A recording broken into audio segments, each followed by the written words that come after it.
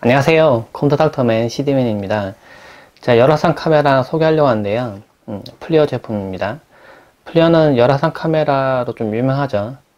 그 중에서 제가 새로 나온 모델 E53을 소개하려고 해요. E53은 제가 이전에 E40 쓰고 있었거든요. 근데 새로 추가된 모델인데 어떻게 보면 해상도를 조금 낮추고요. 더 고급형 모델들도 많이 있는데 해상도 좀 낮추고 가격은 좀 800만원대로 낮춰서 처음에 이게 열화상 카메라 접근할 때 가격이 너무 높아서 부담되는 분들이 많거든요. 근데 가격 좀 낮춰서 진입 장벽을 좀 낮춘 모델입니다. 전기 설비 같은 거를 좀 측정하거나 건물이나 전기, 기계 뭐 이런 걸 측정하기에 좀 알맞은 모델이고요. 뭐 그러니까 예를 들면 전력선 같은 게 있을 때 뭐 발열이 어느 정도 올라가는지, 그리고 어느 부분에 뭐 노화가 일어나서 이렇게 막 열이 끓고 있다면은 뭐 이 부분 피복이 막 타고 있거나 그런 부분들 확인하거나 뭐 그런 걸 확인할 때 쓰기 딱 적당한 모델입니다. 이건 손잡이가 이렇게 서서 손을 이렇게 들고 사용할 수 있는 형태도 있고요. 앞쪽에는 이제 고무 커버가 있는데 열어볼게요. 네, 사용하지 않을 때는 덮고 보관을 해야 되고요. 그리고 잠깐 쓰지 않을 때도 덮어 두는 게 좋아요. 왜냐면 산업 현장에서 사용할 때 뭐 이렇게 쿡 찌르다 보면 이 부분이 손상될 수 있거든요. 그래서 이 부분을 이렇게 막아놨다가 사용할 때는 이렇게 벗겨서 쓰면 되겠습니다. 앞쪽 부분에 보면 열화상 카메라의 렌즈 부분이 있고요. 이 부분 전체가 이제 렌즈부인데, 앞쪽에 보면 이제 실화상 카메라가 이제 아래쪽에 지금 있어요. 이 부분은 실제 카메라, 스마트폰에 보면 카메라 있죠. 그것과 같은 형태의 카메라가 여기 붙어 있고, 위에서는 열화상 카메라를 찍습니다. 그러니까 동시에 이 두 개를 찍어요. 그러니까 실화상도 남고 열화상 카메라도 찍은 열화상 이미지도 같이 남아요. 양쪽에는 램프가 있습니다. 램프를 켜고 끌 수 있고요. 상단 부분에는 레이저 포인터가 있어요. 레이저 포인터 언제 쓰냐면은 예를 들면 여기 너무 캄캄해요. 근데 불을 켤 수도 없는 상황이에요, 만약에. 근데 만약 어떤 부분 측정하려고 하는데 그 부분 두 개가 열이 이제 좀 차이가 확연히 나면은 이 부분 좀 짙게 나오고 이 부분 좀 옅게 나오고 해서 확인이 가능한데, 만약 온도도 비슷해요. 그럼 어느 부분을 찍고 있는지 구분이 안 될 때는 이 아래쪽에 보면 레이저 포인터를 보내는 부분이 있습니다. 이거 누르면은 레이저 포인터 앞에 나오죠? 지금 보이죠? 네. 저게 여기서도 보이는데요. 어느 부분 이렇게 빛이 나가고 있는지 보이는데, 이걸 눌러서 찍어서 제가 어느 부분 보고 있는지 좀 확인할 때, 지시를 할 때 편하게 쓸 수 있습니다. 레이저 포인터죠. 아래쪽에는 삼각대 고정할 수 있는 부분이 있어서 삼각대 고정시켜서 사용 가능하고요. 그리고 화면을 꽤 넓게 되어 있습니다. 그리고 이 포커스링이라고 해서 이걸 돌려서 포커스를 수동으로 맞춰야 되는 형태예요. 자동으로 되면 좋지 않을까 생각할 수 있는데, 자동으로 되는 모델도 있는데요. 근데 이거는 이제 거리 측정기가 빠진 모델이라 수동으로 돌려서 맞추면 되겠습니다. 이 해상도는 240에 180 해상도로 되어 있어요. 43,200 화소로 되어 있는데, 온도 범위는 마이너스 20도에서 120도까지, 그리고 또 그러니까 0도에서 650도까지 측정 가능해요. 그래서 범위를 조정하면 되는데 마이너스 20도에서 650도까지 측정 가능하기 때문에 뭐 전력 장비, 전력선, 기계 장비 뭐 이런 거 측정할 때 충분히 사용할 수 있어요. 모터 같은 거 이렇게 막 돌아가고 있는데 그 온도 측정할 때 뭐 온도 좀 많이 올라갈 수 있거든요. 몇백 도까지. 그때도 측정 가능합니다. 일단은 인터페이스부터 좀 볼까요? 이 보면은 상단 부분에 커버가 있는데 이것도 고무로 이렇게 덮여 있어요. 열어보면은 USB 포트가 있습니다. USB 포트 이용해서 컴퓨터와 연결시켜서 데이터 전송도 가능하고요. USB 포트 이용해서 충전도 가능해요. 그러니까 이게 별도의 충전기를 쓰지 않아도, 이걸 빼서 이렇게 충전기에 꽂지 않아도 USB 케이블 이용해서 충전 가능하니까, 제가 해보니까 USB-C로 출력이 되는 보조 배터리 이용하면은 QV820이나 QV815 뭐 이런 제품 쓰니까 충전 잘 되더라고요. 더 빠르게. 이 SD 슬롯에는 SD 카드를 넣으면 됩니다. 이 열화상 카메라 이미지라는 게 실화상 카메라와 열화상 이미지를 같이 저장시켜도 용량이 생각보다 크진 않아요. 그래서 메모리는 한 2GB, 4GB 쓰셔도 생각보다 충분하게 쓸 수 있습니다. 그리고 제가 화면을 좀 보면은 지금 화면 조금 밝죠? 조금 밝게 좀 줄여볼게요. 위에서 아래 쓸어내리면 이렇게 배터리 상태나 스토리지 상태, 그리고 와이파이나 블루투스 켜거나 끌 수 있고요. 램프를 켜거나 끌 수 있습니다. 램프 켜면 앞에 지금 불 나오죠? 예, 밝아요. 지금 정면도 못 보겠어요. 눈이 너무 밝아서. 예, 지금 이렇게 해서 그러니까 어두운 장소에서도 이렇게 찍을 수 있어요.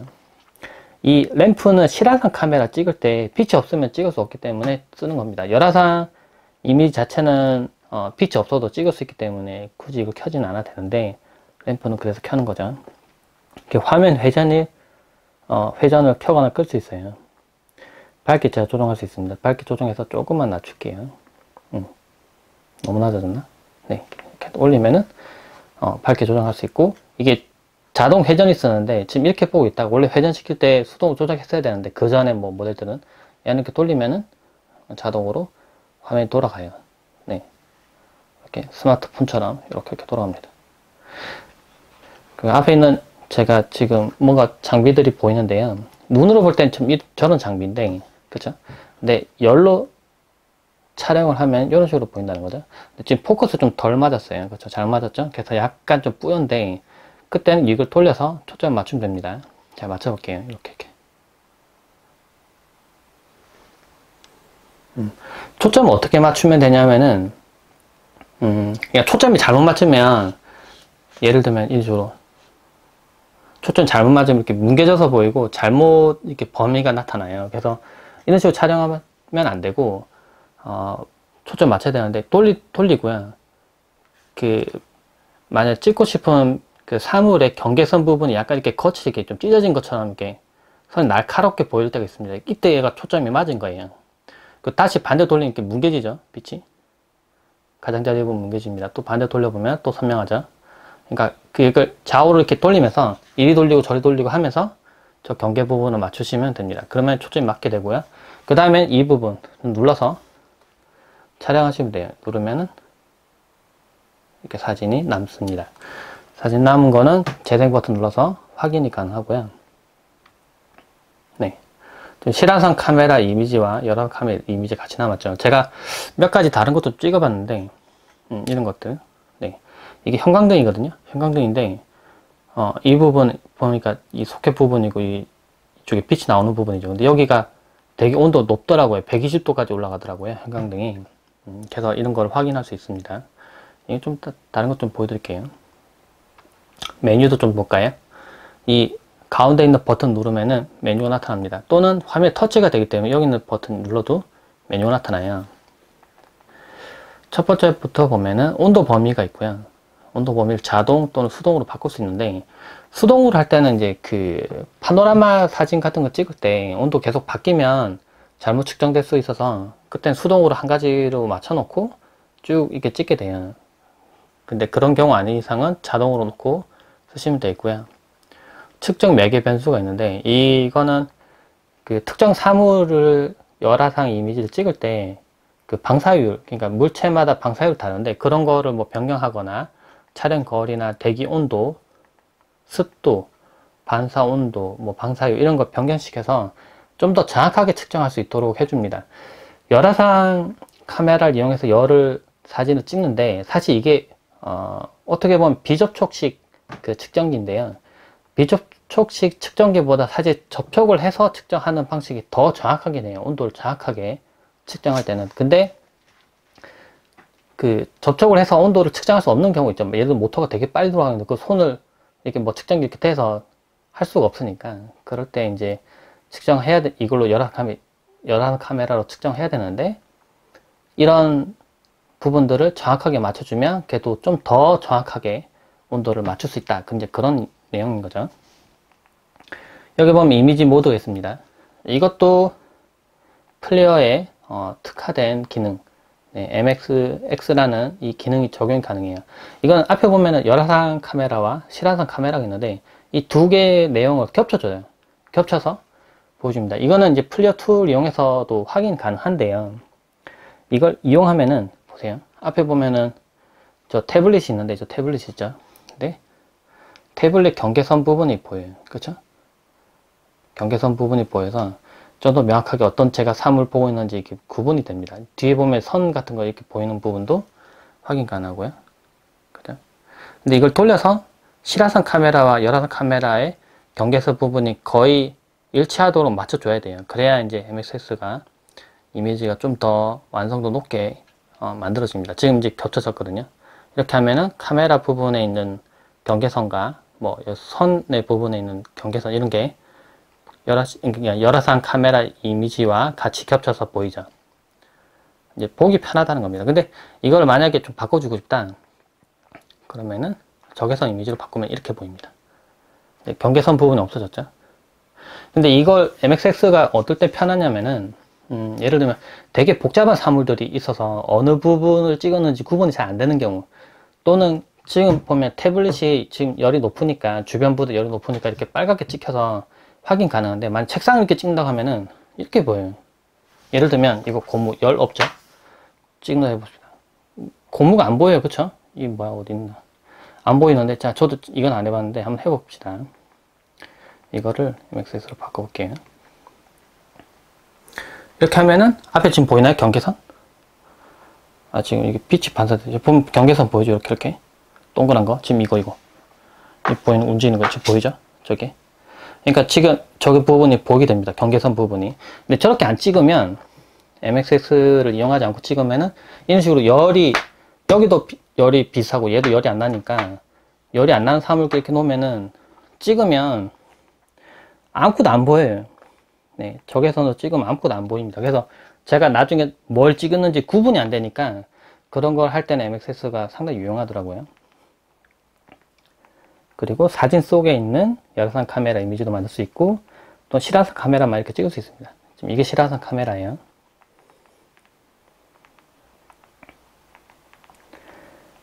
저는 적외선으로 바꿔 놓겠습니다. 그리고 측정에서도 제가 박스를 만들어서 핫스팟을 뒀는데요. 그 외에도 측거점, 중앙측점 이런 걸 바꿀 수도 있고, 핫스팟을 바꿀 수 있습니다. 지금 보면 박스가 생겼는데, 이건 제가 크기를 변경할 수 있어요. 변경하시면, 제가 예를 들면은 지금 여기, 지금 열이 나는 부분도 있는데, 여기다 이제 박스를 만들고, 제가 초점 잡으면은, 이 박스 내에서 가장 높은 온도 부분에 자동으로 이 부분이 측거점이 움직이면서 표시를 해주고 온도를 나타내줘요. 지금 이 부분 온도가 37도라는 거죠. 이런 식으로 확인할 수 있습니다. 그래서 전력선이나 있는 부분들 확인할 때 어느 부분 문제됐나 하고 좀 쉽게 확인할 수 있다는 거죠. 컬러를 바꿀 수 있는데, 이건 팔레트 변경한다고 하는데요. 이걸 바꾼다고 해서 온도가 바뀌는 건 아니에요. 근데 보여지는 부분을 좀 더 명확하게 해서 사용자가 좀 보기 편하게 바꿀 수 있다는 부분입니다. 그래서 팔레트를 바꿔볼게요. 원래는 아이언인데요. 지금 아이언이죠. 근데 이게 좀 구분이 잘 안 된다. 그럴 때는 제가 컬러를 레인보우 바꾸면 이런 식으로 보이게 되고, 레인보우 말고 또 다른 거 바꿔볼게요. 예를 들면 라바 이런 거 바꾸면 이런 식으로 보입니다. 색이 자꾸 바뀌죠? 또 다른 거가 이게 아크텍이 있는데 이런 것도 할 수 있고요. 그러니까 특정 온도 이상에서만 온도가 이렇게 색이 바뀌게 보이게 그런 식으로도 가능해요. 이건 플레이어 툴에서도 다 변경 가능하니까 이거는 이제 컬러만 이렇게 바꿀 수 있다라고 아시면 되겠고요. 설정에 들어가 보면 제가 카메라 온도를 0도에서 250도로 해놨는데, 온도 범위가 두 가지예요. 마이너스 20도에서 120도, 그리고 0도에서 650도. 이게 온도 범위가 이렇게 차이가 많이 나는 게, 보면 마이너스 20에서 650도 다 측정되게 한 가지 옵션이면 좋겠다라고 생각할 수 있는데, 이게 측정하는 방식에 따라서 그 범위, 그러니까 오차 범위가 좀 더 커지나 봐요. 그래서 마이너스 20도에서 120도는 이제 일반적인 사물 같은 거 측정할 때, 그러니까 좀 더 온도 낮은 거 측정할 때는 쓰시면 좋고요. 전기 설비 같은 거 측정할 때 사실 마이너스 온도가 나올 수는 없죠. 그래서 0도에서 650도 선택해 주시면 되겠습니다. 형광등을 측정을 한번 해볼게요. 예를 들면 전기 설비를 측정한다고 해봅시다. 실제로 형광등은 물론 형광등 주위에 있는 그 케이블들에 문제가 있는지 좀 확인해 볼 건데요. 이렇게 보니까 형광등만 지금 온도가 높죠. 형광등만. 그리고 형광등 부분에서 특히 저 소켓 부분, 이 소켓 부분에 가까운 쪽 부분이 온도가 높아요. 그리고 제가 측정을 해보니까 이렇게 특이하게 온도가 더 높거나 한 형광등들은 수명이 좀 다했다고 했나? 네, 그렇더라고요. 그래서 온도 낮을수록 형광등 수명이 좀 긴 상태인 거고, 온도 높거나 아니면 온도 제대로 안 나오거나 그러면은 오히려 수명이 다한 형광등이더라고요. 그리고 저는 지금 형광등 부분, 이렇게 소켓 부분의 끝부분에 지금 온도를 측정해 보고 있는데, 이 부분 온도가 지금 124도, 125도 이렇게 지금 나오는 게 보입니다. 그러니까 저 부분에 물론 온도계를 대서 확인해 볼 수도 있지만은 열화상 카메라로 확인하면 이런 식으로 쉽게 확인 가능해요. 그리고 지금 빛이 밝아서 잘 안 보이는데 이 소켓 주변 부분에 케이블이 있습니다. 지금 보면 이 부분 쪽에 여기 이 부분 쪽에 케이블이 있는데 케이블의 온도가 지금 높지 않아서 지금 주변과 온도가 비슷하게 나왔어요. 그렇죠? 보기에. 그런데 만약에 예를 들면 저 케이블 부분의 한쪽 부분의 온도가 너무 높아서 빨갛게 보여요. 만약에 그러면 저 케이블이 좀 스트레스를 많이 받고 있다는 뜻입니다. 그 부분이. 그래서 그 부분은 선을 뭐 교체를 해주거나 그리고 열이 왜 높은지 저항이 높은지 확인을 해줘야겠죠. 이런 식으로 활용이 가능합니다. 이번에는 촬영된 이미지를 다시 컴퓨터로 불러와서 보도록 하겠습니다. 플리어 툴을 이용할 수 있는데요. 플리어 툴은 무료 툴입니다. 그래서 설치해서 카메라 이미지를 불러왔어요. 자, 이 5.3으로 찍은 이미지들을 하나 볼 건데 이거를 보겠습니다. 형광등을 찍은 열화상 이미지인데요. 실화상 이미지를 확인해 보면 네, 지금 이겁니다. 눈으로 보기에는 지금 이렇게 보이는데요. 제가 뭐 형광등 찍었을 때 이렇게 하얗게 켜진 상태였으니까. 근데 열화상 카메라 이미지 보면 이런 식으로 보입니다. 그래서 가장 열이 높은 부분은 이제 물론 형광등이겠죠. 형광등이고 형광등의 온도가 꽤 많이 올라가요. 근데 두 개의 형광등 봤을 때 이 소켓 부분 쪽에 온도가 특히 더 높은 걸 확인할 수 있고 그리고 위에 있는 형광등보다는 아래쪽에 있는 형광등의 온도 좀 더 높은 것 같아요. 실제로 박스 그려서 확인해 보면 위에 있는 형광등의 이제 박스 그려서 보니까 제일 높은 온도가 109.7도. 네, 오른쪽에 지금 표시되고 있거든요. 이 부분에 109.7도이고 아래쪽은 130.2도예요. 그러니까 제가 확인해 본 바로는 이 빨간색으로 이렇게 표시되죠. 가장 높은 온도가. 근데 여기가 130.2도라는 겁니다. 그래서 이런 식으로 열화상 카메라 이게 그 화면 자체에서 바로 이렇게 확인할 수도 있고요. 그 상태로도 바로 확인할 수 있는데 만약 보고서를 만들어진다거나 아니면 좀 더 어느 부분이 온도 높고 어떻게 온도 낮은지 또 다른 걸로 변경시켜서 보고 싶을 때는 플리어 툴을 이용하면 돼요. 그리고 제가 팔레트를 변경해서 색을 변경했었는데 이거를 플리어 툴에서도 와서 이렇게 변경이 가능해요. 다시. 그러니까 제가 예를 들면 카메라에서 찍을 때 아이언으로 찍었어요. 그래서 이런 식으로 보이는데 만약에 좀 다른 걸로 보고 싶다. 그럼 여기서 바꾸시면 됩니다. 네, 이거는 눈으로 볼 때 어떤 식으로 좀 보이는 게 편한지에 따라서 그냥 변경하시면 되는 거라 변경하시면 되겠습니다. 제가 확인해 보니까 이 5.3은 이제 좀 경제적으로 좀 저렴한 모델이에요. 열화상 카메라가 비싼 것들은 많이 비싸니까요. 물론 비싼 열화상 카메라는 성능이 좋습니다. 근데 그거에 비해서 좀 낮은데 전기 설비를 확인하기에는 충분한 해상도가 나오는 것 같고요. 물론 더 고급형과 굳이 비교하면 저 보이는 부분에 지금 경계선 부분이 약간 좀 거칠게 지금 보이죠. 이런 식으로 이렇게 좀 계단 형태처럼 계단이 난 것처럼 이렇게 보이는데 좀 더 해상도 높은 열화상 카메라를 보면 저 부분은 이제 매끈하게 좀 깨끗하게 보입니다. 근데 그렇게까지 해상도가 높지는 않아요. 그렇지만 제가 말하는 거는 뭐 예를 들면 이런 전기 설비를 확인할 때는 좀 어느 정도 해상도가 되는 열화상 카메라 써야 되는데 예를 들면은 뭐 가격만 생각해서 뭐 4, 50만 원대 열화상 카메라 뭐 되게 해상도 낮은 거 쓰시면은 저렇게 보이는 게 아니라 더 뭉개져서 보입니다. 그래서 확인할 수가 없어요. 그래서 열화상 카메라 선택하실 때 제일 중요한 거는 데모를 이용해서 한번 꼭 써보시는 게 제일 좋고요. 그리고 자신이 촬영하고자 하는 사물에 대한 열화상 이미지를 봤을 때 그나마 해상도가 제일 좋은 거, 그러면서도 가격은 자기가 선택할 수 있는 정도의 가격을 선택하시는 게 제일 좋아요. 무조건 가격 싸다고 해서 선택하시면 열화상 카메라는 정말 후회합니다. 해상도가 안 나오면 제대로 찍을 수조차 없기 때문에 그런 거고요. 어쨌든 플리어 툴에서 이런 식으로 확인이 가능해요. 그래서 뭐 세세한 부분들 자, 이런 식으로 하고, 그리고 열화상 카메라와 그 플리어 툴을 USB로 연결시키면은 그 실시간 모니터링도 가능해요. 그래서 뭐 노트북 같은데 보통 사용하는데 노트북 연결시켜 놓고 제가 측가점을 이렇게 선택해 놓으면 그 부분 이제 그래프를 계속 그려가면서 제가 실시간으로도 확인이 가능합니다. 열화상 카메라 E53에 대해서 알아봤는데요.